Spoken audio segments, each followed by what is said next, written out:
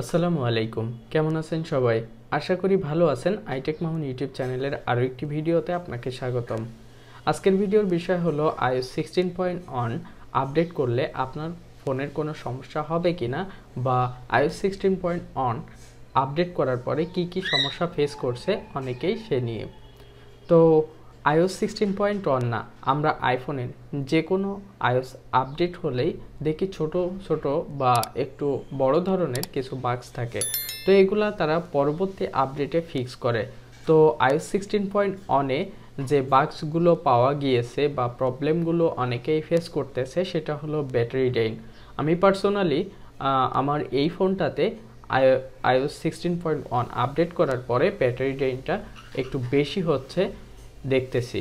তো এটা আমি কোনো না কোনোভাবে ফিক্স করে ফেলবো, কারণ আমি এর আগেও আপনাদেরকে দেখিয়েছি যে ব্যাটারি ড্রেন যদি খুব দ্রুত হয় আপডেটের কারণ হোক বা যে কোনো কারণে, তাহলে আপনারা এই সেটিংসগুলো করবেন। তো ওই সেটিংসগুলো আমি আমার ফোনে করে নিব।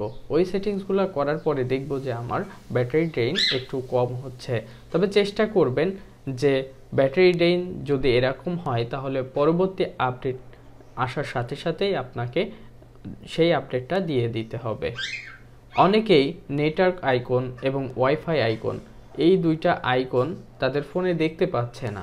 কিছু সময় পর ডিসকানেক্ট হয়ে যাচ্ছে, আবার কিছু সময় পরে এখানে আবার নতুন করে আইকনটা চলে আসতেছে। তো এটা iOS 16.1-এর একটা সমস্যা, যেটা আমি অ্যাপলের সাইটে গিয়ে দেখলাম। অনেকেই তাদের এই প্রবলেম নিয়ে কমেন্ট করেছে যে নেটওয়ার্ক আইকন এবং ওয়াইফাই আইকন যে কোনো একটি অথবা একসাথে দুইটাই তাদের ভ্যানিশ হয়ে যাচ্ছে। আরও একটি সমস্যা দেখা দিয়েছে, সেটা হলো ওয়াইফাই এবং সেলুলার ডাটা অটো ডিসকানেক্ট এবং অটো রিকানেক্ট হওয়া। তো অটোমেটিক ডিসকানেক্ট হয়ে যাচ্ছে। এখান থেকে দেখবেন যে আপনি কাজ করতেছেন, কাজ করতে করতে দেখতেছেন যে আপনার ওয়াইফাইটি চলে গেছে, ডিসকানেক্ট হয়ে গেছে, আবার আপনার ওয়াইফাইটি রিকানেক্ট হয়েছে। তো এটা iOS 16.1-এর একটি সমস্যা। এই আপডেটটিতে এইরকম কয়েকটি সমস্যা দেখা দিয়েছে। শুধু তাই না, এই আপডেটে আমাদের লক স্ক্রিনের উপরে যে লাইট আইকন, ফ্ল্যাশ লাইট এবং ক্যামেরা আইকন, এটা কিন্তু অনেকের চলে গিয়েছে। তো এটা চলে গেছে কারণ এটা সেটিংস থেকে চলে গেছে। আপনার ফোনটা কিছু সময় চার্জে দিয়ে ফোনটাকে রাখলে আপনার ফোনটা পুরোপুরি কাস্টমাইজ হয়ে পারে নাই, যার কারণে কিছু কিছু ফিচার্স ইনকমপ্লিট থাকে।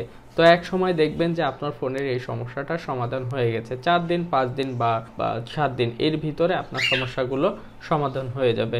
এছাড়াও অনেকেই আইফোনের যে ব্যাক ট্যাপ ফিচার ছিল, এই ফিচার্সটি পাচ্ছেন না, কারণ নতুন এই আপডেট আসার পরে ব্যাক ট্যাপটি কাজ করতেছে না। নতুন আপডেটটি আসার পর থেকে আপনার ফোনের যে ব্যাক ট্যাপ আছে এটা যদি কাজ না করে, তাহলে আপনাকে আবার নতুন করে শুরু থেকে যে সেটিংস করে নিতে হবে। সেটিংস থেকে অ্যাক্সেসিবিলিটি থেকে টাচ, এবং টাচ থেকে একটু নিচের দিকে গেলে আপনি ব্যাক ট্যাপ অপশন পাবেন। এটা আপডেটের কারণে অনেক সময় অফ হয়ে যায়, তো এটা আপনারা অন করে নেবেন।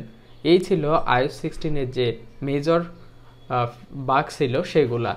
একটা হলো ব্যাটারি ড্রেন, এটা তো অনেকেরই হচ্ছে, বিশেষ করে 11, 12 আর 13-এর যে কোনো একটাই। তবে আপনারা নতুন যে আপডেট ভার্সন আসবে এটা আসার সাথে সাথে দিয়ে দিলে ব্যাটারি ড্রেন সমস্যার সমাধান হয়ে যাবে। আশা করি নেক্সট মান্থেই আমরা নতুন যে iOS ভার্সন আসবে সেটা আমরা পেয়ে যাব। এরপরে নেটওয়ার্ক ইস্যু, এটাও বড় ধরনের একটা ইস্যু, এবং ফ্ল্যাশ লাইট এবং যে ক্যামেরা লক স্ক্রিনে থাকে সেটা পাওয়া যায় না। তো ওভারঅল iOS 16.1-এ এটা হাতে গোনা কয়েকজনের হচ্ছে। আপনার যে হবে বা আমার যে হবে এরকম কিছু না। এটা পার্সন বা এটা ডিভাইস ওয়াইজ আপনার কোনো না কোনো কারণে হয়তোবা টোটাল মেইনটেইনভাবে আপনি আপনার ফোনটা আপডেট করতে পারেন নাই, যার কারণে এই সমস্যাগুলো হতে পারে। তবে চেষ্টা করবেন আপ টু ডেট থাকার জন্য। আপনার যদি কোনো সফটওয়্যার আপডেট চাই, তাহলে সেই সফটওয়্যারগুলো আপনি আপডেট করে নেবেন, তাহলে কিছু কিছু সমস্যা আপনি সাথে সাথেই ফিক্স করতে পারবেন। এই ছিল আজকের ভিডিও। আশা করি জানতে পেরেছেন যে iOS 16.1-এ কী কী সমস্যা হচ্ছে সেটা, আমি যে সমস্যাগুলোর কথা বলেছি এগুলা যে আপনাদেরও হবে এরকম কিছু না, 2-1 জনের হতে পারে। জাস্ট এটা আমি বলে রাখলাম যেন আপনারা এই সমস্যাটা ফেস করার পরেই ঘাবড়ে না যান। তবে ব্যাটারি ড্রেনটা কিন্তু অনেকেরই হচ্ছে, সো সে বিষয়ে একটু আপনারা খেয়াল রাখবেন। দেখা হবে পরবর্তী ভিডিওতে, সে পর্যন্ত ভালো থাকুন, সুস্থ থাকুন, আল্লাহ হাফেজ।